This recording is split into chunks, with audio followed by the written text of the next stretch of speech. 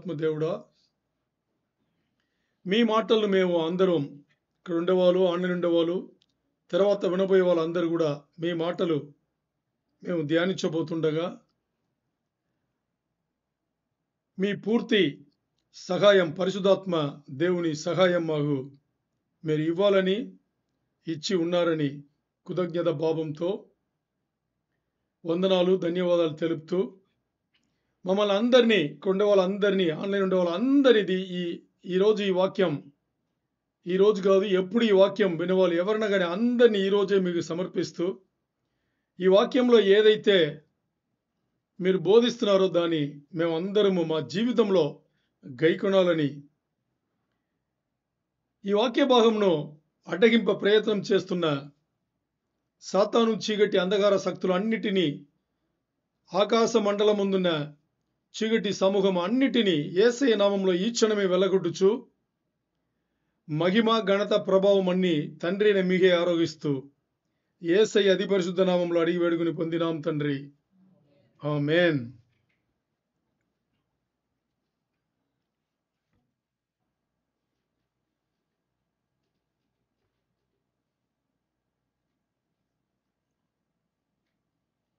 గ్రంథం తీసుకోండి. గ్రంథం తీసుకుని ఒక వచనం చూసుకుని ఆ తర్వాత మన వాక్య ధ్యానముకు వెళ్దాం. నెహెమీయా 9:30 వచనం. నెహెమీయా గ్రంథం నుంచి 9వ అధ్యాయం 31 వచనం. ఎజ్రాకి తర్వాత ఉంటుంది. ఎజ్రా గ్రంథముకి తర్వాత ఉంటుంది నెహెమీయా 9:30. గట్టిగా చదవండి. నీవు అనేక సంవత్సరములు వారిని ఓర్చి నీ ప్రవక్తల ద్వారా నీ ఆత్మచేత వారి మీద సాక్ష్యము పలికితివి గాని వారు వినకపోయిరి. కాక నీవు ఆయా దేశములోనున్న జనుల చేతికి వారిని అప్పగించితివి. ఇంకోసారి చదవమ్మా. నీవు అనేక సంవత్సరములు వారిని ఓర్చి. ఒకసారి వినండి, ఇక్కడ ఈ వచనం ఏం చెప్తుందంటే నీవు అనేక సంవత్సరములు వారిని ఓర్చి అని ఇక్కడ మాట్లాడబడింది. అంటే ఇక్కడ కొంతమంది దేవునితో మాట్లాడుతున్నారు. ఇక్కడ కొంతమంది ఎలాగున్నారంటే మీలాగో గుంపు ఉంది, నాలాగో బోధించేవాడు ఉన్నాడు. అక్కడ అర్థమైందా? చెప్తా ఎక్కడ ఏమని చెప్తాను. ఈ వచనం మనకు మాట్లాడింది ముందు మనం అర్థం చేసుకుంటే ఆ తర్వాత వాక్య భాగం అర్థమవుతుంది. మీలాగా కొంతమంది ఉన్నారు, కొంతమంది చాలా మంది ఉన్నారు, నాలాగా అక్కడ బోధించేవాడు ఉన్నాడు. ఇది వాతావరణం. ఈ వాతావరణంలో ఉండే వాళ్ళందరూ నేను మీరు కలిపితే ఎలా ఉంటుంది, అందరూ కూడా మనం ఏం చేస్తున్నాం, దీంట్లో పాల్పొంపులు పొందాము. ఇప్పుడు ఎవరైతే మాట్లాడుతున్నారో ఆయన చెప్తున్నారు. ఎవరితో చెప్తున్నారు? దేవుడితో చెప్తున్నాడు. ఏం చెప్తున్నారు? ఇప్పుడు చదవమ్మా. నీవు అనేక సంవత్సరములు వారిని ఓర్చి నీ ప్రవక్తల ద్వారా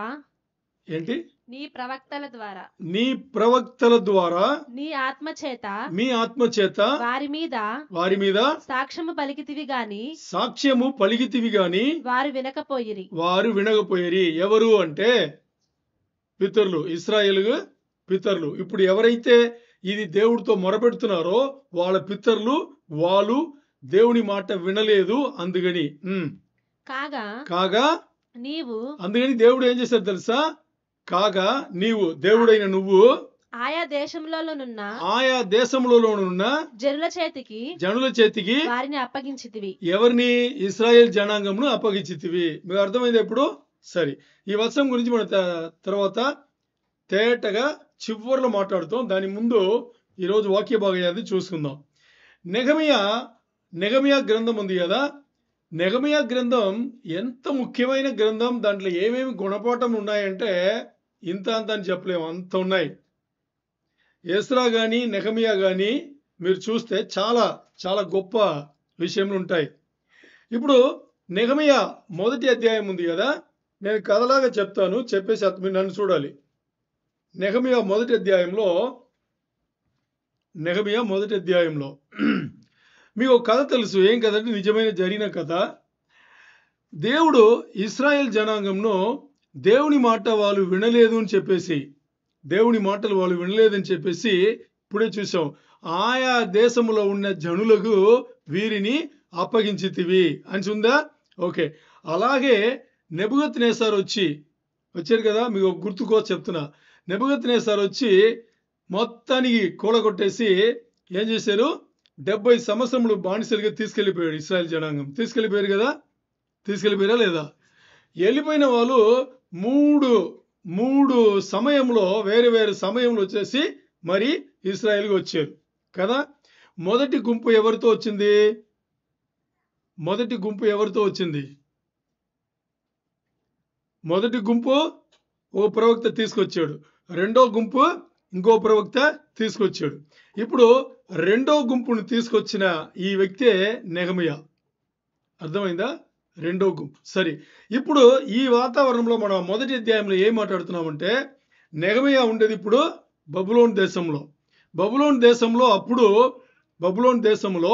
అప్పుడు పాలనలో ఉండేది తెలుగులో రాజు పేరు అర్ధశాస్త్రస్ అంటారు.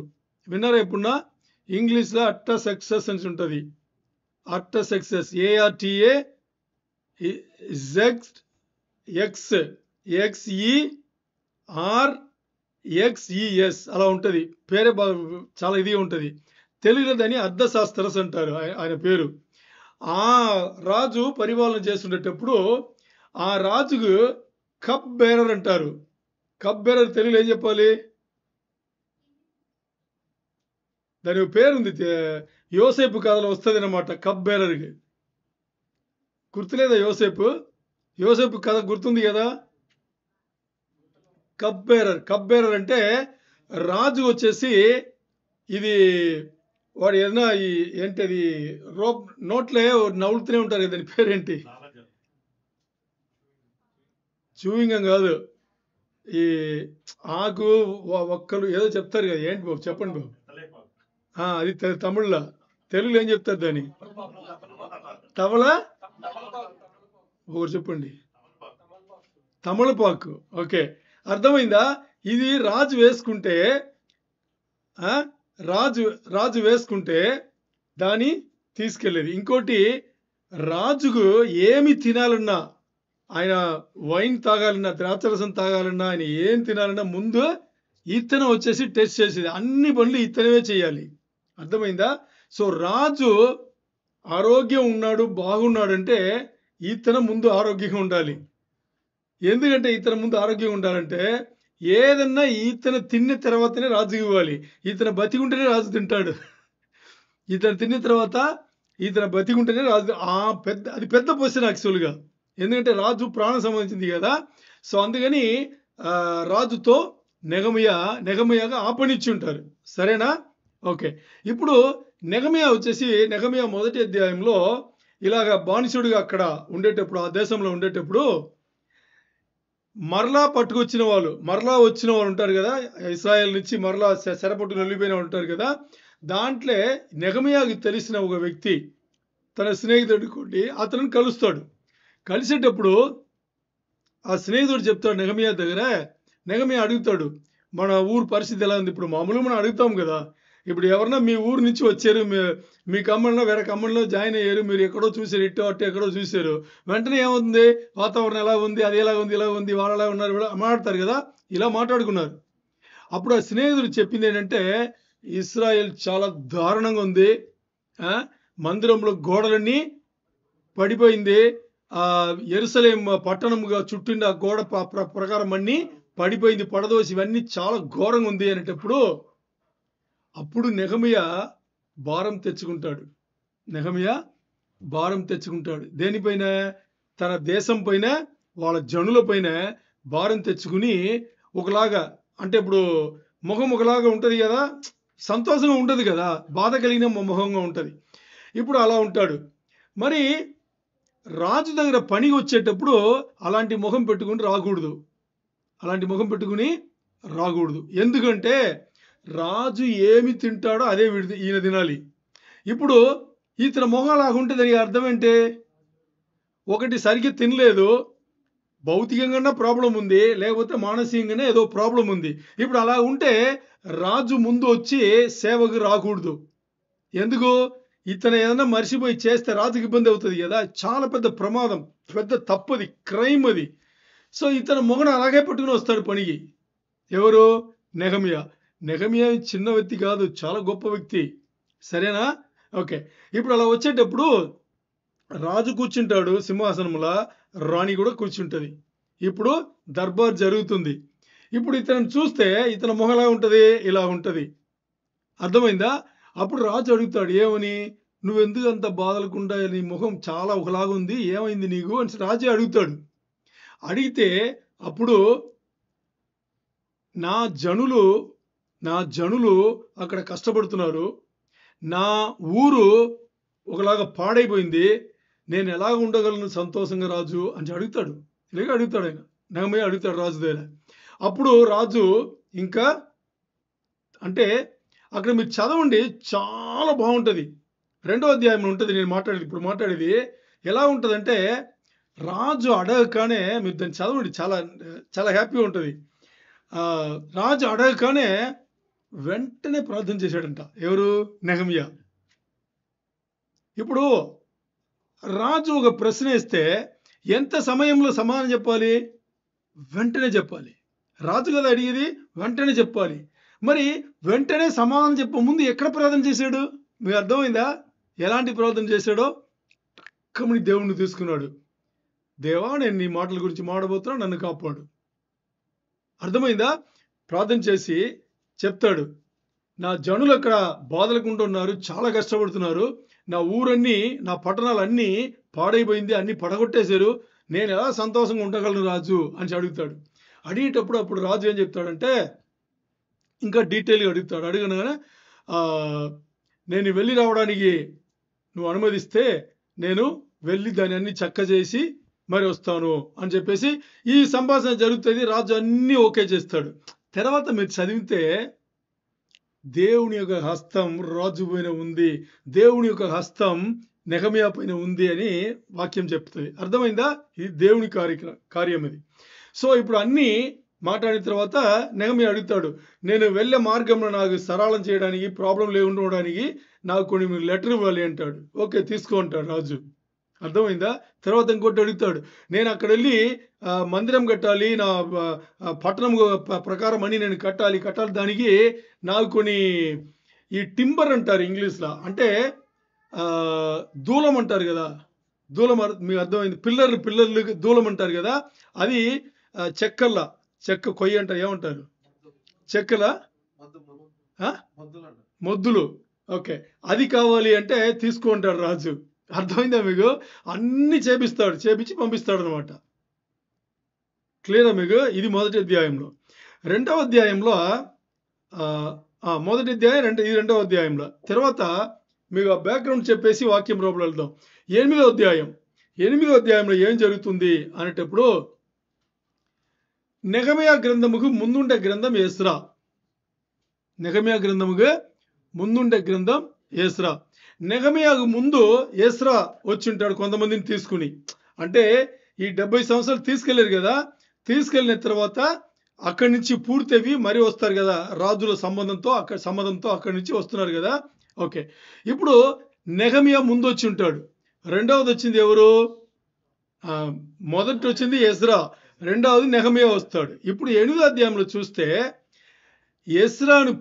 నెహమ్యా ఎజ్రాను పిలిచి ధర్మశాస్త్రమును అప్పుడు ఉన్న ఆ జనాలు ఉన్నారు కదా వాళ్ళ దగ్గర చదవమంటాడు. దీనికన్నా ముందు మీరు చెప్పాలి. ఏం చెప్పాలి అనేటప్పుడు నెహమ్యా అక్కడి నుంచి వచ్చేటప్పుడు ఇశ్రాయేల్ వచ్చి చూస్తే, యెరూషలేములో వచ్చి చూస్తే, ఇశ్రాయేల్లో ఇక్కడ చూడాలి, చూస్తే ఆయన ఏం చేశాడంటే అక్కడ ఊరు పాడైపోయింది, మందిరం పాడైపోయింది, పడగొట్టేశారు అనేది ఒకవైపు బాధ ఉన్నా ఈ బాధ ఆయనకు పెద్దగా అనిపించలా. అక్కడ ఉండేటప్పుడు ఈ బాధనే పెద్ద. ఎక్కడ? ఆ దేశంలో అర్థశాస్త్ర రాజుతో ఉండేటప్పుడు ఈ బాధనే పెద్దగా అనిపించింది. మరి ఒక్కసారి ఇక్కడ వచ్చిన తర్వాత ఈ బాధ పెద్దగా అనిపించలా. ఏ బాధ పెద్దగా అనిపించింది తెలుసా? మనుషుల గురించిన జనాల గురించిన బాధలు పెద్ద అయిపోయింది. ఎందుకంటే వాళ్ళు దేవుని మర్చిపోయారు, దేవుని ఆజ్ఞలు మర్చిపోయారు, దేవుని ధర్మశాస్త్రమును మర్చిపోయారు. అర్థమైందా మీకు? ఇప్పుడు దానికోసం తన చాలా బాధపడ్డాడు. దేవుని అస్సలు మర్చిపోయి మీరు ఏం చేస్తున్నారు అని చెప్పేసి ఇప్పుడు 8వ అధ్యాయం వచ్చేటప్పుడు, అంటే దేవుణ్ణి మర్చిపోతే ఏమవుతుంది అంటే అలాగే అవుతుంది. ఏమవుతుంది? ఇప్పుడు ఇశ్రాయేల్ జనాంగం వచ్చేసి దేవుని ఏర్పాట్లో ఉండే జనాంగం. దేవుడు తన సొంత జనులు అని చెప్పేసి ఏర్పాటు చేసుకున్న జనాంగం ఈ రోజు వరకు బాగుపడ్డారా? ఆలోచన చేయండి. పెద్ద గుణపాఠం ఈరోజు మనకు. దేవుణ్ణి దూరం చేసి మన ఇష్టానుసారమైన జీవితం జీవిస్తుంటే పెద్ద గుణపాఠం ఈరోజు ఒక దేశమే మన ముందు దేవుడు చూపిస్తున్నాడు. ఇశ్రాయేల్ అనే దేశమును దేవుని దూరం చేసుకున్నారు. వాళ్ళ జీవితాలు లాగుంది. ఈ రోజు కూడా పోరాటం, యుద్ధాలు చాలా ఘోరమైన పరిస్థితులే ఈరోజు. మీరు ఆలోచన చేయండి. దేవుని ఏర్పాట్ల దేవుడు ఏర్పరచుకున్న సొంత జనులు అని దేవుడు చాలా సంతోషించిన జనులే అలా ఉన్నారంటే ఈరోజు. ఎందుకంటే దేవుడు ఒప్పుకోడు. దేవుని దూరం చేసిన ఎవరైనా కానీ ఆయన సృష్టిలో దేవుడు ఒప్పుకోడు. సో ఇప్పుడు ఈరోజు మనకి ఈ గుణపాఠం వస్తుందంటే ఏం చేయాలి? దేవుణ్ణి ఎలాంటి వాతావరణం, ఎలాంటి సిచ్యువేషన్ మనకు కలిగినా కానీ మనం ఏం చేయకూడదు? దేవుడి దగ్గర నుంచి మాత్రం మనం దూరం అవ్వకూడదు. అది ఎందుకంటే దానికన్నా ఇంకో పెద్ద డేంజర్ వేరే ఏమీ లేదు. మీరు ఎంత డబ్బులన్నా పోగొట్టుకోండి, మీకు ఎంత ఆరోగ్యం పాడైనా పర్లేదు, మరి దేవుడు మీతో ఉండాలి. దేవుడి నుంచి మనం తొలగిపోకూడదు. చాలా చాలా చాలా ముఖ్యమైన మాట. ఎందుకంటే ఇక్కడ మనకు పరిశుద్ధ గ్రంథం ఇచ్చిందే దానికోసం. మన చేతిలో ఈరోజు పరిశుద్ధ గ్రంథం పెట్టిందే దానికోసం. పరిశుద్ధ గ్రంథంలోనే మనం ఎలా చూసుకోగలము? అద్దం ముందు నిలబడినట్టుగా పరిశుద్ధ గ్రంథంలో ఎలా చూసుకోగలము? అద్దం ముందు మనం నిలబడితే మనం ఏమేమి చూస్తామో అన్ని మనకు కనిపిస్తుంది.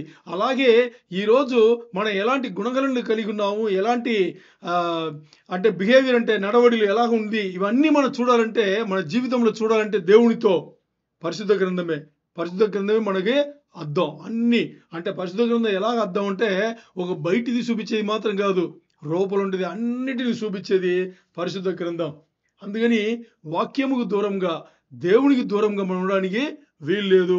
చాలా చాలా ఇంపార్టెంట్.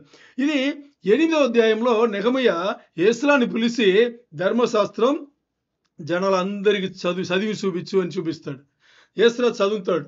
ఎజ్రా చదివి అవగానే 9వ అధ్యాయం వచ్చేటప్పుడు జనాలందరూ విన్న వాళ్ళందరూ ఏం చేస్తారంటే ఇంకా క్షమాపణ అడుగుతారు. 9వ అధ్యాయం వచ్చేటప్పుడు క్షమాపణం అడుగుతారు. ఇప్పుడు మనం వచనం చూసుకుందాం. 9వ అధ్యాయంలో ఒకటి కాదు, మొత్తాన్ని 9వ అధ్యాయంలో ఏ వచనం చూస్తే మొత్తం వాతావరణం మీకు అర్థమవుతుంది అని చూద్దాం.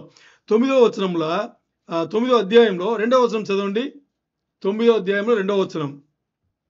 నెహెమీయ 9:2. ఇశ్రాయేలీయులు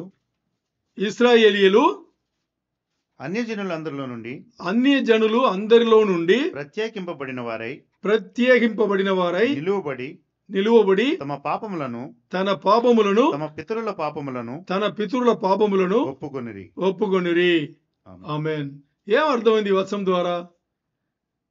ఎజ్రా అనే ప్రవక్త 8వ అధ్యాయంలో, నెహెమీయ 8వ అధ్యాయంలో ధర్మశాస్త్రమును ఇశ్రాయేల్ జనాంగముగా అన్నిటినీ ఆయన ఎన్ని గంటలు తెలుసా? మీరు చదివితే మీకు అర్థమవుతుంది. 3 గంటలు ఏమేమి చదవాలో ఆ ధర్మశాస్త్రం అన్ని ఎజ్రా చదివి చూపిస్తే తర్వాత ఇశ్రాయేల్ జనాంగం ఏం చేస్తున్నారు? మారు మనసు అంటే మనసు మారి వాళ్ళు ఏం చేస్తున్నారు? దేవుడి దగ్గర సమాపణ అడుగుతున్నారు. దేవుడి దగ్గర సమాపణ అడిగేప్పుడు అక్కడ పదం ఉంది. ఏమని? వాళ్ళు చేసిన పాపములను, వాళ్ళు పితరులు చేసిన పాపములను. ఇప్పుడు మన జీవితంలో చూస్తే చాలా సమయంలో మనకు కరెక్ట్గా ఉన్నట్టుగా అనిపిస్తాయి. ఏంటి? మన జీవితంలో మనకు కరెక్ట్గా ఉన్నట్టుగా అనిపిస్తాయి. నేను లేస్తున్నా, ప్రార్థన చేసుకుంటున్నా, ఆ తర్వాత ఇంకా నేను నా పని రూపంలో వెళ్తున్నా, మరి ఏ పని చేసినా ఇప్పుడు సాక్ష్యం ఉన్నాం, ఏ పని చేసినా నేను దేవుణ్ణి ముందు పెడుతున్నా, ఇవన్నీ నేను కరెక్ట్గానే కదా ఉన్నా, అయినా కానీ మన జీవితాలు బాగోదు. ఎందుకు? పితరుల పాపం కూడా ఉంటుంది. మన పాపం మనం పోగొట్టుకుంటాం, ఎందుకంటే మన రక్షణ పొందాం. మరి మన పితరులు రక్షణ పొందారా? యేసయ్యని తెలుసా? ఇప్పుడు నేను రక్షణ పొందాను, నేను దేవుని మాటలు మాట్లాడుతున్నాను, బోధిస్తున్నాను. మా అమ్మ నాన్న లేదే. ఇప్పుడు వాళ్ళ పాపములు ఏం చేయాలి? ఒకటి నేను వాళ్ళకి రక్షణ ఇవ్వాలి, లేకపోతే అంటే నేను యేసయ్యని నేను పరిచయం చేసి రక్షణ కల్పించాలి, లేకపోతే ఏం చేయాలి? దాన్ని నేను కట్ చేసుకోవాలి. ఏది? వాళ్ళు చేసిన పాపం నాకు రాకుండా నేను ఏం చేసుకోవాలి? కట్ చేసుకోవాలి. రెండులో ఏదో ఒకటి జరగాలి. ఇప్పుడు రెండు జరగకుండా ఇశ్రాయేల్ జనాంగము ఎస్రా ధర్మశాస్త్రం బోధించేటప్పుడు వాళ్ళ రెండులో ఏం చేసుకోవాలా? దేవుడి దగ్గర రాలా, ఇంకోటి ఏం చేశారు? పితరుల పాపం వాళ్ళని తరుముతుంది. ఈ రోజు కూడా మనం మాట్లాడుతున్నామా లేదా? ఆదాము అవ్వ ఏదైనా వనంలో చేసింది మన పుట్టుకతో వచ్చిందని ఎందుకు చెప్తున్నాము? పితరుల పాపం అది. అర్థమైందా? ఇప్పుడు వీళ్ళు ప్రార్థనలో ఏం చేస్తున్నారు? దేవుడి దగ్గర మొరబెడుతున్నారు, మా పాపములను, మా పితరుల పాపములను క్షమించి మమ్మల్ని కరుణించు అని అడుగుతున్నారా? ఓకే, ఇప్పుడు 26వ వచనం చదవండి. నెహెమీయా 9:26 త్వర చదవాలి. నెహెమీయా 9:26. అయినను వారు అవిధేయులై నీ మీద తిరుగుబాటు చేసి. ఎవరు? ఇశ్రాయేలు వాళ్ళ పితరులు తిరుగుబాటు చేసి నీ ధర్మశాస్త్రమును లక్ష్యపెట్టగా తోసివేసి నీ తట్టు తిరగవలనని తమకు ప్రకటన చేసిన నీ ప్రవక్తలను చంపి నీకు బహుగా విసుగు పుట్టించిరి. ఏం చేస్తారు చూసారా? దేవుని బిడ్డలే, దేవుడు ఏర్పాటు చేసుకునే బిడ్డలే. మనం కాదా? ఇశ్రాయేల్ జనాంగం మాత్రమేనా? మనం కూడా కదా. మనం కూడా దేవుని ఏర్పాట్లోనే ఉన్నాం, దేవుని ఒప్పుకున్నాం. యేసయ్య నాకు రక్షణ ఇచ్చి ఒప్పుకున్నాం.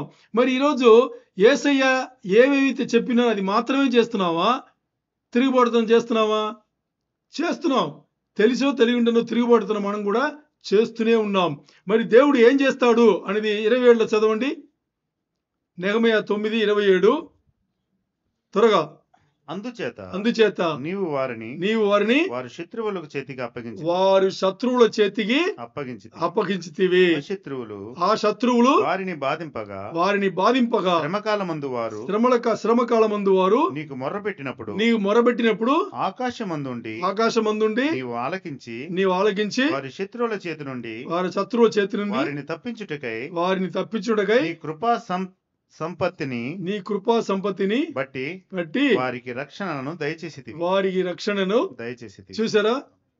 చూడండి, వాళ్ళు తప్పు చేస్తున్నారు, చేసిన తర్వాత కూడా మరి మొరబెడుతున్నారు. మొరబెట్టినప్పుడు దేవుడు ఏం చేస్తున్నారు? మరి వాళ్ళని క్షమించి కాపాడుతున్నాడు. అది మన గొప్ప దేవుడు. ఇవన్నీ చెప్పి వాళ్ళు ఏం చేస్తున్నారు? ఇప్పుడు మనం చదివిందన్నీ దేవుడి దగ్గర మొరబెడుతున్నారు. మా పితరులు మేము చేసిందన్నీ ఇది, మరి నీ దగ్గర మొరబెట్టేప్పుడు నువ్వు కాపాడేవు. మన జీవితంలో జరగలేదా? జరుగుతుందా లేదా? ఇప్పుడు దేవుడు ముందుగా ఏర్పాటు చేసుకుంది ఇశ్రాయేల్ జనాంగంను. మరి ఈరోజు వాళ్ళు దేవుడి మాట వినలేదని మనల్ని ఏర్పాటు చేసుకున్నాడు. మనందరూ రావాలి, రక్షణకు రావాలని మనం ఏర్పాటు చేసుకుంటే మన జీవితం కూడా మనం ఏం చేస్తున్నాం? వెళ్తున్నాము, మరి తొలగిపోతున్నాం, వెళ్తాము, మరి తొలగిపోతాం. ఇదే పనులు మనకు కూడా జరుగుతూనే ఉన్నాయి. ఇప్పుడు మీరు చదివిన వచనం ఏంటి? 27. 31 చదవండి. అయితే నీవు మహోపకారివై ఉండి వారిని బొత్తిగా నాశనం చేయగయు. ఏంటి?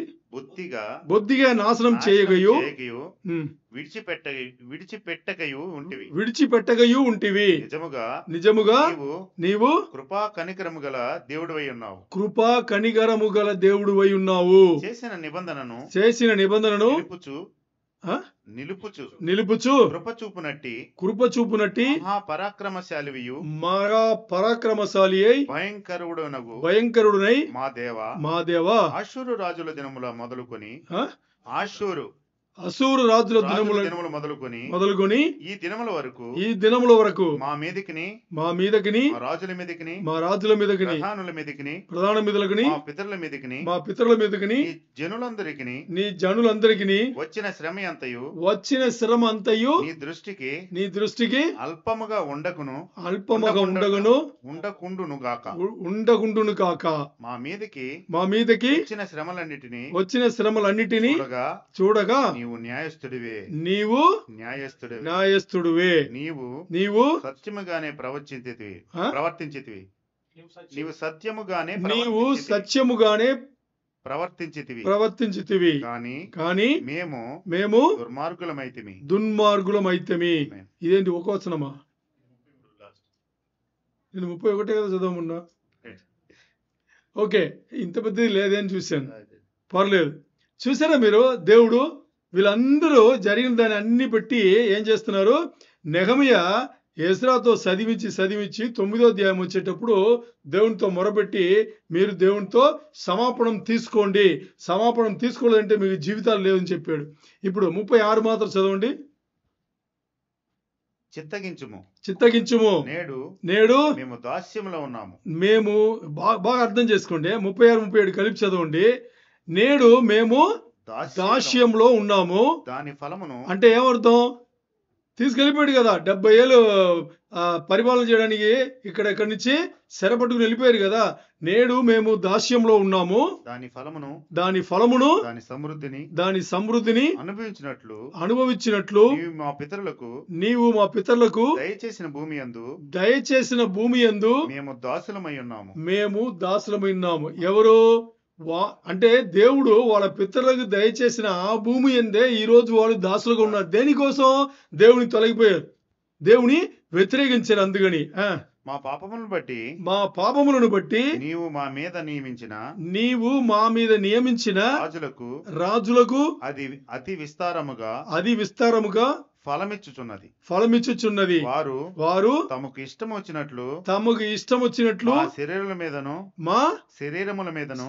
మీదను మా పశువుల మీదను అధికారము చూపుచున్నారు. గనుక మాకు చాలా శ్రమలు కలుగుచున్నవి. ఇవన్నీ చెప్తున్నారు. దేవుడితో మొరపెట్టి ఏం చేస్తున్నారు?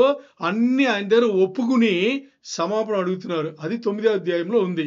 సరేనా? ఓకే. ఇప్పుడు దేవుడు ఏం కార్యం చేశాడు? ఇప్పుడు చదివిన దీంట్లో చూస్తే ప్రతిసారి దేవుడు వాళ్ళు మొరపెట్టేప్పుడంతా ఏం చేస్తున్నాడు? దేవుడు తన కరుణామయుడు కదా, దిగి వచ్చి ఏం చేస్తున్నాడు? కాపాడుతున్నాడు. మరి వీళ్ళు ఏం చేస్తున్నారు? కాపాడిన కొంతకాలం తర్వాత మరి వాళ్ళ పాత జీవితంకు వెళ్తున్నారు. ఈరోజు మనం చేసినట్టే చేస్తున్నామా లేదా? పూర్తి దేవునితో ఉన్నామా? పూర్తి వాక్యానుసారమైన జీవితం మనకు ఉందా? లేదు. కాస్త రాగానే ఈయన మర్చిపోతాం. ఎవరిని? ఇచ్చిన వాళ్ళని మర్చిపోతాం. తెలుగులో ఈ సామెత ఉందో తెలియదు, తమిళ్లో అయితే ఉంది, నాకు తెలుసు. ఉప్పిట్టవరై ఉల్లలవం నినయ అంటారు. అంటే అన్నం పెట్టిన వాళ్ళు ఉన్నారు కదా, అన్నం పెట్టిన వాళ్ళను జీవితం అంతా మర్చిపోకూడదని చెప్తారు. తెలుగులో ఏమన్నా ఉందా అలాంటి సామెతలు ఏమన్నా ఉందా? లేదు. అయితే మీకు తెలీదు. సరే, అర్థమైంది కదా కాన్సెప్ట్. అంటే మనకు ఉపకారం చేసిన వాళ్ళను మనం అపకారం చేస్తామా? చేయొచ్చా? మరి దేవుని పట్ల మనం ఎలా ఉండవు? మన జీవితాలు ఎలాగున్నాయి? అన్నీ ఆయన దగ్గరనే వచ్చింది, ఆయన దగ్గర నుంచే వస్తుంది అన్నీ. ఎందుకంటే వాక్యంలో దేవుడు మాట్లాడేది నేను ఆమెను అనలేదంటే నీ ఏ రాదు బాబు అనేసాడు. ఓపెన్గా పచ్చిగా చెప్పాలంటే అదే, నా దగ్గర నుంచే రావాలి. ఏదన్నా కానీ నా దగ్గర నుంచే రావాలి. అలాంటి దేవుని ఎలా చూడాలి? ఈరోజు మనం ఏమనుకుంటామంటే, నాకు ఉద్యోగం ఉంది, ఆ ఉద్యోగం వెళ్తున్నాను, 30 రోజుల తర్వాత నాకు జీతం వస్తుంది. జీతం ఎక్కడి నుంచి వస్తుంది? కంపెనీ పేరు నుంచి నీకు బ్యాంకు వెళ్ళొచ్చు. మరి ఎవరిస్తున్నారు ఆ కంపెనీకి? ఎన్నో కంపెనీలు కూలిపోయింది. నీ కంపెనీ బాగుంది కదా, బాగుందా లేదా? జీతాలు ఇస్తున్నారా లేదా? ఎవరు వెళ్ళిస్తున్నారు అనుకున్నారు? కాకి అన్నం పెట్టేది దేవుడు, ఇంకా పిట్టగా అన్నం పెట్టేది దేవుడు. ఈ పైరుందే పంట, ఆ పంట పండడానికి నీరు, గాలి, ఇవన్నీ ఎండ, ఇవన్నీ సమకూర్చేది ఎవరు? దేవుడు. దానికే అలా చూస్తే నీ సృష్టి చాలా గొప్ప సృష్టిని దేవుడే చెప్తున్నాడు. నిన్ను చూడరా, దేవుడు ఇచ్చేదన్నీ దేవుడే. మరి అన్ని దేవుని దగ్గర నుంచి తీసుకుని అక్కడే తిరిగిపడుతున్నావు ఏంటి? నువ్వు కాదడం ఏంటి? మర్చిపోవడం ఏంటి? దూరమైపోవడం ఏంటి? అందుకే దేవుడు కొన్ని గ్రంథంలో మీరు చదివేటప్పుడు మీకు గుర్తొస్తాయి నేను ఇప్పుడు చెప్పేది. కొన్ని గ్రంథంలో వ్యభిచారి అంటాడు దేవుడు.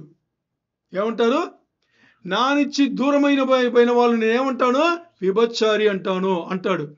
అంటే దేనికోసం అంటే నేను మిమ్మల్ని అలా భావించి నా సొంత జనులుగా నేను చేసుకున్నాను. సొంత జనులుగా ఏ సంబంధాలు చేసుకుంటారు? సొంత జనులుగా ఒకటి తల్లిదండ్రి, లేకపోతే భార్యాభర్త. ఇదేనా సొంతం? ఇప్పుడు ఒక భర్త, ఒక భార్య. ఇప్పుడు భార్య వదిలి వెళ్ళిపోతే దానికి అర్థం ఏంటి? ఇంకోటితో వెళ్ళిపోయింది అనుకోండి, ఏమర్థం? ఇప్పుడు భార్య భర్తకు దూరం అయితే దానికి అర్థం ఏంటి? లేదు భార్యకు భర్త దూరం అయితే దానికి అర్థం ఏంటి? మీకు అర్థమైందా? అందుకని అలా వాడబడింది. సో ఇక్కడ తిరుగుబాటుతనం దేవుడితో ఉండకూడదు. మరి దేవుడు ప్రతిసారి ఏం చేస్తున్నాడు? ఇప్పుడు ఇంతవరకు చూసాం కదా, ఇది మన కథలాగా ఉన్నాం. మరి ఉపదేశంలో ఈరోజు దేవుడు మనతో మాడబోయేది విషయం ఏంటి అని చూస్తే ఇక్కడ నెహెమీయా 9:20 తీయండి. నెహెమీయా 9:20. వారికి బోధించుటకు ఎవరికి? ఇశ్రాయేలీయులు ఇశ్రాయేలీయులకు బోధించడానికి నీ ఉపకారత్వమును ఉపకారాత్మను కాదు, ఉపకార ఆత్మను ఆత్మను దయచేసితివి. నీవు ఇచ్చిన మన్నాను ఇయ్యక మానలేదు. వారి దాహమునకు ఉదకమిచ్చితివి. ఆమేన్. అర్థమైందా మీకు? ఏమర్థమైంది అంటే ఇశ్రాయేల్ జనాంగం అంటే ఈ దేవుని ఏర్పాట్లో ఉన్న జనాంగం దేవునికి వ్యతిరేకించి తిరుగుబాటు చేసుకుని ఉన్నా కానీ దేవుడు ఏం చేశారంట? వాళ్ళకి బోధించడానికి, వాళ్ళకి ఎత్తి చెప్పడానికి ఎవరిని పంపించాడంట? ఉపకార ఆత్మ. దాని ఇంగ్లీష్లో ఇప్పుడు టైటిల్ చూస్తున్నారా మీరు? ఏం చూస్తున్నారు? The Holy Spirit is good spirit. ఉపకార ఆత్మ అంటే మంచి ఆత్మ, ఉపకారం చేసే ఆత్మ, మంచిది చేసే ఆత్మ. అలాంటి ఒక ఆత్మను దేవుడు పంపిస్తున్నాడు. ఎవరికి పంపిస్తున్నాడు దేవుడు? ఇశ్రాయేల్ ఇప్పుడు ఏం చేస్తున్నారు? దేవుని వదిలి వెళ్ళిపోయారు. వాళ్ళ ఇష్టానుసారమైన జీవితం జీవిస్తున్నారు. దేవునికి అంటే వ్యతిరేకమైన జీవితం జీవిస్తున్నారు. దేవునికి దూరమైన జీవితం జీవిస్తున్నారు. దేవునితో తిరుగుబాటు చేశారు. అయినా దేవుడు ఏం చేస్తున్నాడు? క్షమించి ఆయన ఏం చేస్తున్నాడు? తన ఆత్మను, తన మంచి ఆత్మను, తన ఉపకార ఆత్మను వాళ్ళకి పంపించి ఏం చేస్తున్నాడంట? బోధిస్తున్నాడు. ఎవరి ద్వారా బోధిస్తున్నారంటే అదే నెహెమీయా 9:30 చదివాము. ప్రవక్తల ద్వారా. ఎవరి ద్వారా? ప్రవక్తల ద్వారా. చాలా మంది ఉపదేశం చేసేటప్పుడు ఈ మాట మాట్లాడతారు. పాత నిబంధనలో వచ్చేసి పరిశుద్ధాత్మ దేవుడు లేదు అని చెప్పేసి. పరిశుద్ధాత్మ దేవుడు వచ్చిందే అపోస్తలుల కార్యం ఉన్నాయి కదా, అక్కడ మేడగది, అక్కడి నుంచే పరిశుద్ధాత్మ దేవుడు మొదలయ్యాడు. పాత నిబంధనలో లేదు అంటారు. పాత నిబంధనలో పరిశుద్ధాత్మ దేవుడి చోటే అంటే లేని చోటే లేనే లేదు. అన్ని చోట్ల ఉన్నాడు ఆయన. ఎక్కడి నుంచి ఉన్నాడు తెలుసా? ఎక్కడి నుంచి ఉన్నాడు? కాదు, కొంచెం ఆలోచన చేసి చెప్పండి. ఎక్కడి నుంచి ఉన్నాడు ఆయన? పరిశుద్ధాత్మ దేవుడు. త్రియేక దేవుడు అంటున్నామే. త్రియేక దేవుడు ఆది నుండి ఉండే దేవుడు. తండ్రి, కుమార, ఒక్క దేవుడు. త్రియేక దేవుడు కదా, ఏక దేవుడు కదా, ఒక్క దేవుడు. వీళ్ళు ఈ ముగ్గురైనా కానీ అంటే గుణగణులు మూడైనా కానీ అది వ్యక్తి ఒకరే. అర్థమైందా? మొదటి నుంచి ఉన్నాడు. పరిశుద్ధ గ్రంథం మొత్తాన్ని చూస్తే పనులు చేసింది అన్ని పనులు క్రియలు జరిగింది అన్ని పరిశుద్ధాత్మ దేవుడే. సరే, ఇప్పుడు ఇలాంటి ఒక ఆత్మను చూడండి. ఎన్నోసార్లు ఇశ్రాయేల్ జనాంగం వ్యతిరేకించి తిరుగుబాటుతనం చేసిన దేవుని పట్ల మరి దేవుడు ఏం చేస్తున్నాడు? తన ఉపకారాత్మను, సొంత ఆత్మ, మంచి ఆత్మను ఆయన ఏం చేస్తున్నాడు?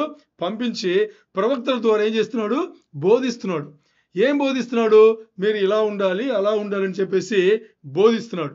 మరి ఇంత తిరుగుబాటుతనం చేసినా కానీ 9:20లో ఏం చెప్పబడిందంటే, వాళ్ళకి నువ్వు ఇచ్చిన మన్నాను, వాళ్ళకి ఇచ్చిన ఆకారమును, వాళ్ళకి మీకు ఏమేమి నువ్వు ఇస్తున్నావో దాన్ని ఎప్పుడూ నువ్వు ఇయ్యగా మానలేదు. అంటే వాళ్ళు తాగడానికి, తినడానికి ఏమేమి కావాలో అన్ని నువ్వే ఇస్తున్నావు, నువ్వు మానలేదు. మరి దాంతోపాటు ఇంకోటి ఏం చేస్తున్నావు? వాళ్ళ జీవితాలు మరి నీతో కట్టబడాలి, బాగుపడాలని చెప్పేసి నీ ఉపకార ఆత్మను ఏం చేస్తున్నావు? వాళ్ళకి ప్రవక్తల ద్వారా పంపించి నువ్వు బోధిస్తున్నావు. అని చెప్పేసి.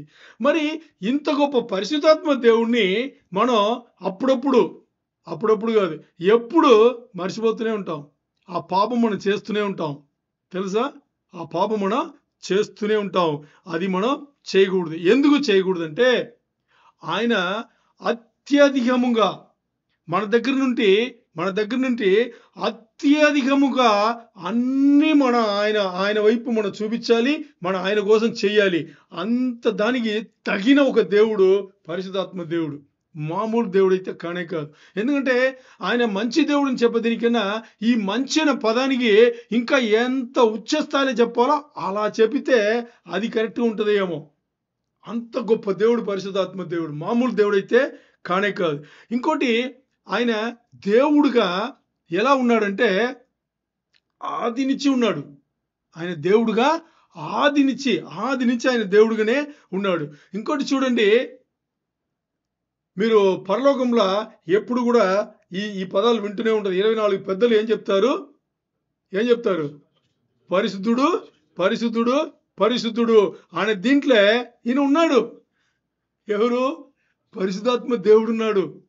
పరిశుద్ధుడు, పరిశుద్ధుడు, పరిశుద్ధుడు అనే ఆ దీంట్లో పరిశుద్ధాత్మ దేవుడు కూడా అరుగుడుగా ఉన్నారు. మామూలు కాదు. అంత గొప్ప దేవుడు మనం మాట్లాడే పరిశుద్ధాత్మ దేవుడు. ఇంకోటి మనం మాట్లాడితే నిజము కానీ కృప కానీ ఈయన దగ్గర మిక్స్ అంటారు కదా, దాని తెలుగులో ఏమంటారు? మిళితం లేని అలా కాదు, నేను చెప్పేది అది కాదు. నిజము కృప ఈ రెండు ఆయన దగ్గర ఉంది కదా, దాంట్లో ఏ మిక్స్ లేదు. అంటే కలపడం అంటారు తమిళ్లో, తెలుగులో ఏం చెప్తారు? కలపడమేనా?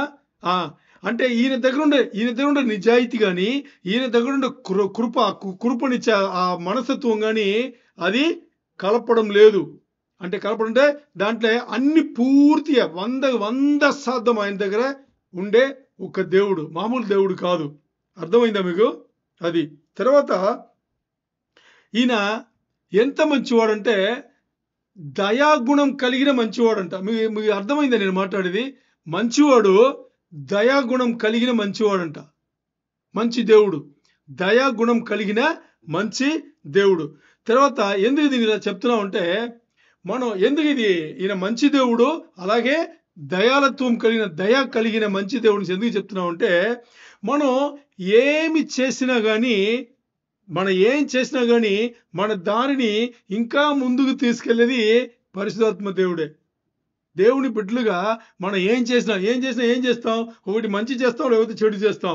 ఏం చేసినా కానీ మనతోనే ఉండి మనకు మంచిది మాత్రమే చూపించే దేవుడు పరిశుద్ధాత్మ దేవుడు. తర్వాత మన జీవితంలో ఏమేమి చేసినా కానీ దాంట్లో ఎక్కడెక్కడ తిరుగుబాటుతనం కలిగిన మనస్తత్వం మన లోపల ఉందో దాన్ని ఎత్తి చూపిస్తూనే ఉంటాడు. మీకు నాకు అనిపించింది అంటారు కదా, ఎవరు చెప్తే మీకు అనిపించింది? ఆలోచన చేయండి. నాకు అనిపించింది అంటారు. ఎక్కడి నుంచి అనిపించింది? మీకు అనిపించాలంటే మీకు ఒకటి రోబోగా మీ లోపల ప్రోగ్రామ్ అన్నా చేసి ఉండాలి. అర్థమైందా మీకు? మీరు రోబో ఉండి మీ లోపల ప్రోగ్రామ్ అన్నా చేసి ఉండాలి. అప్పుడు ఆ రోబోగా అనిపిస్తుంది. ఏమని అనిపిస్తుంది? ఈ టైం ప్రోగ్రాంలో ఇది ఉంది, నేను ఇది చేయాలని దానికి తెలుసు, ఆటోమేటిక్గా అది మూవ్ అవుతుంది. లేకపోతే మీరు మనిషిగా ఉంటే మీకు అది ఎవరో ఎత్తి చెప్పాలి. మీ అంతా మీకు ఎలా వస్తుంది? మీరు చెప్తారు నేను అనుకున్నానంటారు. ఎక్కడి నుంచి వచ్చింది అనుకునింది? ఎవరిచ్చారు మీకు? అర్థమైందా? మీరు ఏదో అనుకున్నారు కదా, ఎక్కడి నుంచి అనుకున్నారు? మీరు ఎవరిచ్చారు చెప్పండి నాకు. మీ దాని దగ్గర సమాధానం ఉందా? దేవుడు చెప్తున్నాడు, ఆత్మదేవుడు, దేవుని బిడ్డలోకి ఆత్మదేవుడు ఇస్తున్నాడు. అది మీరు అర్థం చేసుకోవాలి. తర్వాత పాపపు జీవితంలో పడిపోకుండా మనను కురికొల్పది ఎవరు? పరిశుద్ధాత్మ దేవుడు. చెప్తాడు ఇది తప్పు, ఇది నీ వెళ్ళొద్దు. పౌలుకు చెప్పలా, ఈ మార్గం కాదు, నువ్వు వెళ్ళొద్దు. పరిశుద్ధాత్మ దేవుడు నోరిప్పి మాట్లాడాడు పౌలుతో. ఏమని? ఈ దారిలో నువ్వు వెళితే మీకు మరణం సంభవిస్తాయి, వెళ్ళొద్దు, నువ్వు ఇట్టెళ్ళని చెప్పేసి దారి మలిపి వేరే దారిలో తీసుకెళ్లి పరిచర్యను కొనసాగించిన పరిశుద్ధాత్మ దేవుడు. తర్వాత పరలోకం నుంచి పరలోక జీవితం గురించి, ఈ లోక జీవితం మనం ఎలా జీవించాలని ఈ లోకంలో ట్రైనింగ్ మనకి ఇచ్చేది ఎవరనుకుంటున్నారు? పరిశుద్ధాత్మ దేవుడు. అంటే దీనికి మీకు కరెక్ట్గా అర్థం అవ్వాలంటే, ఈ రోజు నా నోటి నుంచి మాటలు, ఈ పదాలన్నీ బయటలో పడుతుందంటే ఎవరి మాటలు ఇస్తున్నారని అనుకున్నారు? ఇది ప్రిపేర్ చేసి దీన్ని సిద్ధపరిచింది ఎవరనుకున్నారు మీరు? పరిశుద్ధాత్మ దేవుడు. అంత గొప్ప దేవుడు మన దేవుడు. తర్వాత ఆయన వచ్చేసి దయాళత్వం భయంకరంగా ఉంటుంది ఆయన దగ్గర. ఆయన దగ్గర దయాళత్వం. ఎందుకు దయాళత్వం కరెక్ట్గా ఉంటుందంటే, యేసయ్యకు లేని సంపద ఈ లోకంలో కానీ ఇంకా ఎన్నో లోకములు ఉన్నాయా? యేసయ్యకు లేని సంపద ఏదైనా ఉన్నాయా? అన్నీ యేసయ్యదే కదా. అన్నీ యేసయ్యదే అంటే దానికి తాళపు చెవులు ఎవరి దగ్గర తెలుసా? పరిశుద్ధాత్మ దేవుడి దగ్గర. మీకు ఏం కావాలన్నా, జీవితంలో మీకు ఏమి కావాలన్నా దాని తాళపు చెవులు ఎవరి దగ్గర ఉంది? పరిశుద్ధాత్మ దగ్గరనే ఉంది. పరిశుద్ధాత్మ దేవుని దగ్గరనే ఉంది. మీరు ఆయనను సంప్రదించాల్సిందే, ఆయనతో మాడాల్సిందే. నన్ను నడుపు దేవా అని ఆయన దగ్గర మీరు ఏం కావాలన్నా. తర్వాత శమించేది అని ఒకటి ఉంది కదా. శమించేది పరిశుద్ధాత్మ దేవుడే శమించాలి. మనను పరిశుద్ధాత్మ దేవుడే శమిస్తారు. చాలా చాలా ఇంపార్టెంట్.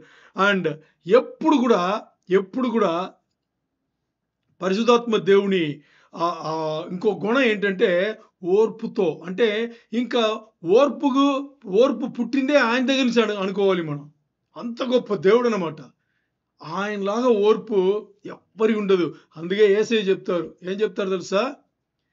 తండ్రిని ఒకలాగా మాట్లాడితే, కుమారుని ఒకలాగా మీరు కించపరిచి మాట్లాడితే మీకు సమాపణ ఉంది, కానీ పరిశుద్ధాత్మ దేవుని ఎవరన్నా మీరు కించపరిచి మాట్లాడితే దానికి మాత్రం సమాపణమే లేదన్నాడు. యేసయ్య చెప్తాడు, స్వయంగా చెప్తాడు, సమాపణమే లేదు అని చెప్పేసి. అందుకని పరిశుద్ధత ఎందుకు అలా చెప్పాల్సిన అవసరం వచ్చిందంటే, పరిశుద్ధాత్మ దేవుడు తనంత తన ఏమీ చెయ్యడు. తండ్రి కుమారుడు ఏదైతే నిర్ణయం చేశారో వాళ్ళ ఆత్మ, పరిశుద్ధాత్మ చేస్తాడు అని చెప్పడానికి అలా చెప్తారనమాట. ఇంకోటి క్రియాత్మకంగా, అంటే హీఈస్ గుడ్ ఆపరేటివ్లీ అంటారు ఇంగ్లీష్లో.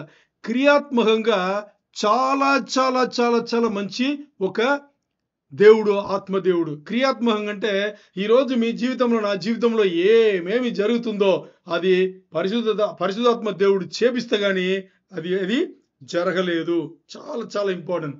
ఇంకా ఆయన పనులన్నీ ఎలా ఉంటుంది అంటే, మనకి ఈరోజు వచ్చే తలంపులు, మంచి తలంపులు ఉన్నాయి కదా, ఆ తలంపులన్నీ ఇచ్చేది ఆయన్నే.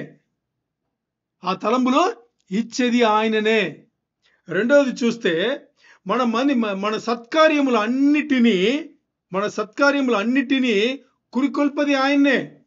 దాని తర్వాత చూస్తే నిజములు మనకు బయలుపరిచేది ఆయన్నే. ఏ నిజములు ఉన్నాయో దేవునికి సంబంధించి అది బయలుపరిచేది ఆయననే. మంచి చెడు చెప్పేది కూడా మనకి ఆయననే. దేవుని వాగ్దానములు మన జీవితంలో ఎలా పాటించాలి అనేది చూపించేది, నేర్పేది ఆయననే. తర్వాత చూస్తే మనం ఏదైతే సాధిస్తున్నామో, అంటే దేవుని ప్రణాళిక ప్రకారం ఏదైతే మనం సాధిస్తున్నామో అది సాధించడానికి దోహదపడేది పరిశుద్ధాత్మ దేవుడు. ఇంకా చూస్తే దానితో కాదు, ఇంకా చూస్తే మనకు ఏదేది ఈరోజు మనం మంచి నిర్ణయాలు తీసుకుని ఒక మంచి స్థాయికి మనం వెళ్ళి ఉన్నామో అలా తీసుకెళ్ళేది కూడా పరిశుద్ధాత్మ దేవుడే. ఎంత గొప్ప దేవుడు చూసారా? మనతోనే ఉండి మన కోసం ఇన్ని పనులు చేసి మన జీవితం నుంచి అలా మనను మెట్టుమెట్టుగా మనను పైకి తీసుకొచ్చేది పరిశుద్ధాత్మ దేవుడే. ఈరోజు ఈ లోకంలో ఆత్మీయంగా ఏదన్నా ఒక మంచిది ఉంది అంటే అది ఏదన్నా ఒక మంచి సంకటన అయి ఉండొచ్చు, లేకపోతే ఒక పుస్తకం అయి ఉండొచ్చు, ఒక పాట అయి ఉండొచ్చు. ఏదన్నా ఆత్మీయంగా దేవునికి సంబంధించి ఒకటి మంచిది ఉందంటే పరిశుద్ధాత్మ దేవుని పరిశుద్ధాత్మ దేవుని హస్తం లేకుండా ఏముండదు. అప్రమేయం ఏదైనా కానీ పరిశుద్ధాత్మ దేవుడి ద్వారానే అది జరగాలి. చాలా చాలా ఇంపార్టెంట్. ఎందుకంటే ఈ మాట ఇప్పుడు చెప్పింది నేను కాదు, పరలోకం నుంచి దేవుని మాట చెప్పింది, మామూలుగా చెప్పాల. తర్వాత చూస్తే అధికారికంగా, అంటే అఫీషియల్గా అధికారికంగా ఆయనకు ఏమేమి ఉందంటే, ఆయన ఏమేమి చేస్తాడంటే, ఈరోజు ఇంత బాగుండడానికి మనల్ని కంఫర్ట్ చేసేది ఆయననే, మనకు బోధించేది ఆయననే, మనను నడిపి తీసుకెళ్లేది ఆయననే, మనను పవిత్రపరిచేది పరిశుద్ధపరిచేది ఆయననే, మనను కురికొల్పేది ఆయననే, మనకి మధ్యవర్తిగా ఉండి మాట్లాడేది కూడా ఆయననే. మీరు వాక్యంలో చదివి ఉంటారు, మీకు ప్రార్థన రాలేదనుకోండి, ప్రార్థన చేయాలని వెళ్ళి కూర్చోండి, పరిశుద్ధాత్మ దేవుడు మీ లోపల నుంచి మీకోసం మూలుగుతాడు. చూసారా లేదా? చదివి ఉంటారు. అది పరిశుద్ధాత్మ దేవుడు చేసే పని. అంటే ఆయన ఇచ్చిన పనిని ఆయన చక్కగా చేసుకెళ్ళే ఒక దేవుడు పరిశుద్ధాత్మ దేవుడు. ఇంకా చూస్తే ఆయన పనులన్నీ ఎలా ఉంటుందంటే, ఆయన పనులన్నీ చూడండి, చివరి ఎక్కడొస్తుందంటే సంఘం బాగుపడడానికి ఉంటుంది. ఏముంటుంది? సంఘమును చాలా బాగా తీసుకెళ్ళడానికి ఉంటుంది. ఎందుకంటే ఆ సంఘముకు శిరస్సు యేసయ్య.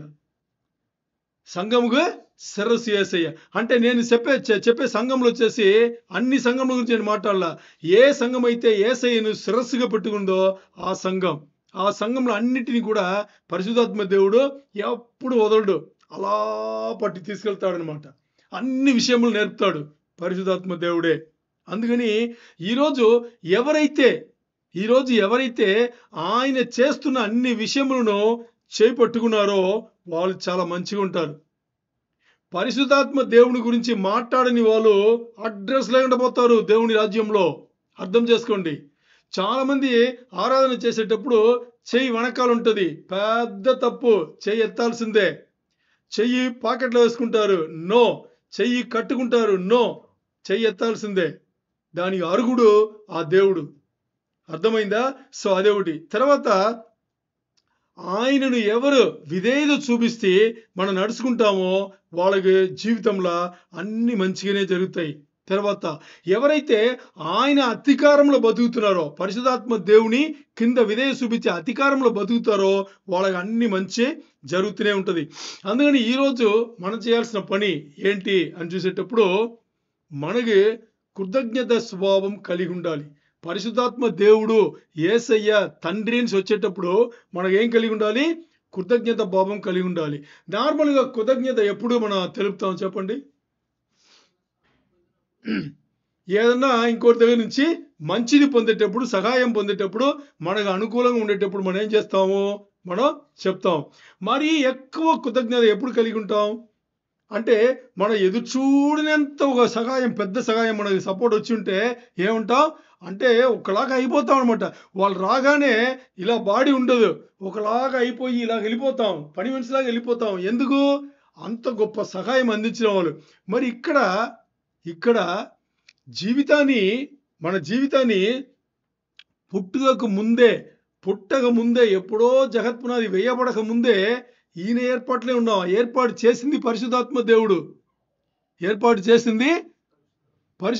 దేవుడు. ఇప్పుడు సృష్టిలో వెలుగు కమ్మని పలుకగా వెలుగాయను అనుకుందా? వెలుగు ఎక్కడి నుంచి వచ్చింది? వెలుగు కమ్మని పలిగింది తండ్రి.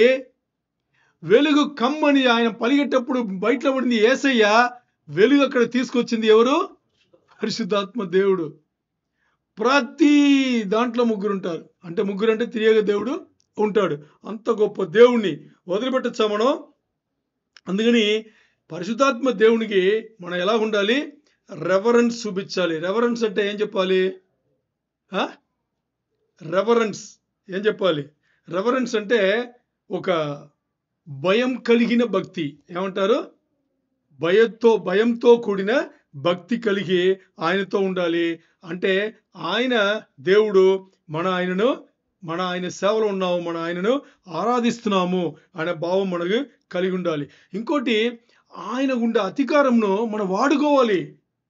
ఆయనకుండే అధికారంను మన జీవితంలో వాడుకుని దేవుని రాజ్యంలో ఎలా మనం ముందుకు సాగాలో అలా సాగుతూ వెళ్ళిపోవాలి. ఎందుకంటే ఆయన ఏదైతే చేస్తుంటాడో, ఆయన చేసే పనులన్నీ పరిశుద్ధమైనది. పరిశుద్ధాత్మ దేవుడు. ఎందుకు? ఆయన ఏం చేసినా పరిశుద్ధమైన ఆ పనులే చేస్తుంటాడు. అందుకని ఈ రోజు మాత్రం మాత్రం కాదు, రోజులో కూడా గడియ మనం గుర్తుపెట్టుకోవాల్సింది ఎవరిని? పరిశుద్ధాత్మ దేవుణ్ణి మనం గుర్తుపెట్టుకోవాలి. అందుకని ఇప్పుడు చూడండి, ఏదన్నా సంఘంలో పరిశుద్ధాత్మ దేవుని దగ్గర భయం కలిగిన భక్తి లేదనుకోండి, అది సంఘమే కాదు. ఎందుకు తెలుసా? పరిశుద్ధాత్మ దేవుడు నడపని సంఘం, అక్కడ యేసయ్య ఉండరు, తండ్రి కూడా ఉండరు. మనం ప్రార్థన చేసుకుంటాం ఏమని? మీ మహిమ కోసం మీరు అన్ని నడపొచ్చు, నడుపుకోండి అని చెప్తాం కదా. ఎవరు నడపాలనుకున్నారు? మీరా, నేనా? కాదు. మనలో పరిశుద్ధాత్మ దేవుడు దిగి నడిపితే కానీ అది యేసయ్యకో తండ్రికో అందదు. చాలా చాలా ఇంపార్టెంట్. అందుకని మనం చేయాల్సింది, మన బాధపడి మన రూపలుండే పరిశుద్ధాత్మ దేవుడిని కూడా బాధలు పెట్ట పని మనం ఎప్పుడు చేయకూడదు. సరే, ఇప్పుడు మనం చూద్దాం నెగమయ 9:30. ఇప్పుడు చూద్దాం. ఇలాంటి ఉపకార ఆత్మను దేవుడు ఏం చేశారు? ఇశ్రాయేల్ జనాంగమును మార్చడానికి పంపించాడు. ఇప్పుడు చదవండి. నీవు అనేక సంవత్సరములు వారిని ఓర్చి. ఎవరిని ఓర్చి? ఇశ్రాయేల్ జనాంగమును ఓర్చి. నీ ప్రవక్తల ఓకే, ద్వారా వారిని అనే చోట్ల మమ్మును అని ఇంకోసారి చదవండి. నీవు అనేక సంవత్సరములు మమ్మును ఓర్చి. ఎవరిని ఓర్చి? మమ్మును ఓర్చి. ఎవరిని? మనను కదా. ఎన్నిసార్లు మనం దూరం అయిపోయినా, ఎప్పుడు చూడండి సంఘంలో చివరిలో ప్రార్థన చేయమంటే, మన సంఘంలో ప్రార్థనలు ఎలాగొస్తుంది? మమ్మల్ని క్షమించు దేవా, మేము మీ దగ్గర నుంచి దూరం అయిపోయాం, మేము మీ దగ్గర నుంచి తొలగిపోయాం, మేము లోకానుసారమైన జీవితంలో మునిగిపోయాం, మమ్మల్ని మరలా తీసుకొచ్చి యేసయ్యలో కట్టండి. ఇదే కదా మన ప్రార్థన. అందుకే ఇంకోసారి చదవండి. నీవు అనేక సంవత్సరములు మమ్మల్ని ఓర్చి. నీ ప్రవక్తల ద్వారా నీ ఆత్మ చేత. నీ ప్రవక్తల ద్వారా అంటే ఎవరు? మేమన్నా అర్థమైందా? నీ ప్రవక్తల ద్వారా అంటే ఎవరు? ఇక్కడ ఇప్పుడు మనం ఏ పదాలు ఇక్కడ వేసుకోవాలి? నీ ప్రవక్తల ద్వారా అంటే ఎవరు? ఆ ప్రవక్తలు కాదు, ఈ దైవజనులు కాదు. ప్రవక్తల ద్వారా అంటే పాత నిబంధన గ్రంథం చూస్తే రెండుగా ఉంటది. ఒకటి ధర్మశాస్త్రం, ఇంకోటి ప్రవక్తలు. పాత నిబంధన గ్రంథంలో ఒకటి ధర్మశాస్త్రం, ఇంకోటి ప్రవక్తలు. మరి ఈ కొత్త నిబంధన కాలంలో ప్రవక్తలు అని దీంట్లో చూస్తే యేసయ్య. అంతే, యేసయ్య పరిశుద్ధాత్మ దేవుడు, ఇంకెవ్వరు కాదు. ప్రవక్తలు ఇక్కడ ఎవ్వరు లేరు, అన్ని దేవుడే తీసుకున్నాడు. చదవండి ఇంకోసారి. నీ యేసయ్య ద్వారా నీ ఆత్మ చేత వారి మీద సాక్ష్యం పలికితివి. మా మీద సాక్ష్యము పలికితివి. ఎన్నిసార్లు తెలుసా? జీవితంలో మీరు కొంచెం గుర్తెచ్చుకుంటే ఎన్నిసార్లు వాక్యం మన జీవితంలో వచ్చింది. ఒకసారి విన్నాం, ఇది మొదటిసారి వింటున్నామా దేవుని వాక్యం? ఎన్నిసార్లు విన్నాం, ఇంకా ఎన్నిసార్లు వినబోతున్నాం. ప్రతిసారి మన ప్రార్థన చేసే మన భావం ఎలాగుంది? తండ్రి క్షమించు, మేము తెలియకుండా చేసిన ఈ లోకంలో కలిసి మేము చేసిన పాపములన్నీ మమ్మల్ని క్షమించు అని అడుగుతున్నారు. ఎందుకు అడగాలి అంటే, క్షమించిన తర్వాత కూడా మనం ఆయన మాట వినట్లేదు, మరలా అడుగుతున్నాం. అదే ఇప్పుడు చెప్పేది. చదవండి. కానీ మేము వినకపోతిమి. ఆ రోజు ఇశ్రాయేల్ వినలేదు, ఈ రోజు మనం వినట్లేదు. అందుకని చదవండి. కాగా నీవు ఆయా దేశంలోనున్న జనుల చేతికి మమ్మల్ని అప్పగించితివి. మీకేం అర్థమైంది దీంట్లో? అంటే దేవుడు ఎన్నిసార్లు అవకాశం ఇచ్చినా, ఎన్నిసార్లు యేసయ్యతో మాట్లాడినా, ఎన్నిసార్లు పరిశుద్ధాత్మ దేవుడు నడిపింపు కలిగి మనం నడిపించినా, మనం ఏం చేస్తున్నాం? వ్యతిరేకించే దూరంగా వెళ్తూనే ఉన్నాము. అందుకని దేవుడు ఏం చేస్తున్నాడు? మనం వ్యతిరేకించి దూరంగా వెళ్ళేప్పుడంతా మనకి ఏదో ఒకటి జబ్బు ఇచ్చి, ఏదో ఒకటి నష్టం చేసి, ఏదో ఒక పరీక్ష పెట్టి, ఏదో ఒక శోధన పెట్టి అని ఏం చేస్తున్నాడు? మరలా తీసుకొస్తూనే ఉన్నాడు. మరి ఎప్పుడు మనం ఇప్పుడు ఇశ్రాయేల్ జనాంగం నెగమయ 9:38 చివరి వచనం, అది వాళ్ళు అడిగినట్టు అడగబోతున్నాం. ఆ వచనం చదవండి. నెగమయ 9:38. మా పాపములను బట్టి 37 లాస్ట్. ఓకే, చదవండి. మా పాపములను బట్టి నీవు మా మీద నియమించిన రాజులకు అది విస్తారముగా ఫలమిచ్చుచున్నది. ఇది లేదు, యాక్చువల్గా ఇంగ్లీష్లో 38 ఉంది, తెలుగులో మేము 37 అన్ని పెట్టినట్టు. చదవండి. వారు ఆ, తమకిష్టం వచ్చినట్లు ఉమ్, మా శరీరముల మీదను ఉమ్, మా పశువుల మీదను ఉమ్, అధికారం చూపుతున్నారు ఉమ్, కనుక ఉమ్. మాకు చాలా శ్రమలు కలుగుతున్నవి. ఓకే, ఇంతవరకు మీకు తెలుగులో ఇంగ్లీష్లో ఇంతవరకు 36 37, ఇప్పుడు 38 ఇంగ్లీష్. చదవండి. ఇంకా ఉంది కదా లేదా? 38 లేదు. 38 ఓకే, 37 అంతేనా? లేదు, ఇక్కడ ఏముందంటే ఆ? చెప్పండి. 10:1 చదవండి. అది ఇక్కడ ఉంది, ఈ 38లో పెట్టాడు. చదవండి. మేము ఒప్పుకొని చెప్పిన దానిని బట్టి ఒక స్థిరమైన నిబంధన చేసుకుని రాయించుకొనగా మా ప్రధానులను లేవీయులను యాజకులను దానికి ముద్రలు వేసిరి. ఓకే, ఇప్పుడు వాళ్ళు ఏం చెప్తున్నారంటే మేము ఈసారి మొరపెడుతున్నాము, ఇన్నిసార్లతో కాదు, ఈసారి మేము మొదలు పెడుతున్నాము. మమ్మల్ని క్షమించండి, మా పితరుల పాపములు అన్నీ క్షమించి మమ్మల్ని మీరు క్షమించారని చెప్తే, ఇప్పుడు మేము ఏం చెప్తామంటే మేము దాన్ని రాసి, ఇంతవరకు మేము నోటి మాటతో చెప్పాము, ఇప్పుడు మేము రాసి ఎవరి ముందు సందేహపడుతున్నాము? ప్రధానులతోనూ అధికారుల ముందును లేవీయులు, అప్పుడు లేవీయులు గొప్పవాళ్ళు కదా, వాళ్ళ ముందును మేము సంతకం చేసి దాన్ని సీల్ చేసి ఎక్కడ పెడతారు తెలుసా? మందిరం లోపల పెడతారు. ఎందుకు తెలుసా? అది మందిరం లోపల పెడితే అది ప్రమాణం.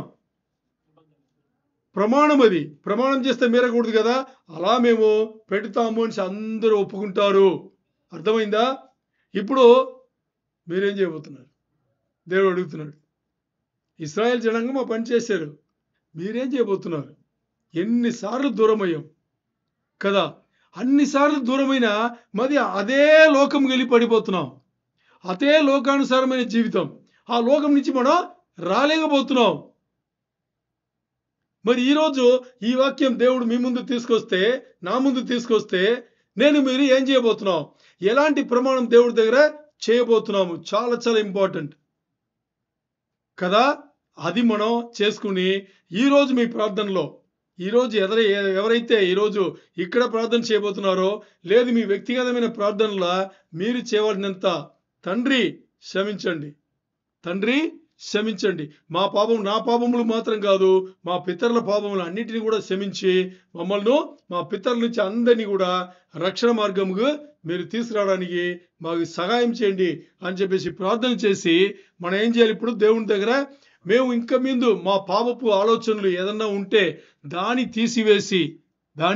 తీసివేసి పరిశుద్ధాత్మ దేవుని సహాయం మాకు నడిపింపుగా మారాలని, ఆ పరిశుద్ధాత్మ దేవుడు మమ్మల్ని నడిపేటప్పుడు మేము మెట్టుగా యేసయ్య పోలికలో ఎదగాలి అని చెప్పేసి మీ వ్యక్తిగతమైన ప్రార్థనలా చేస్తారా?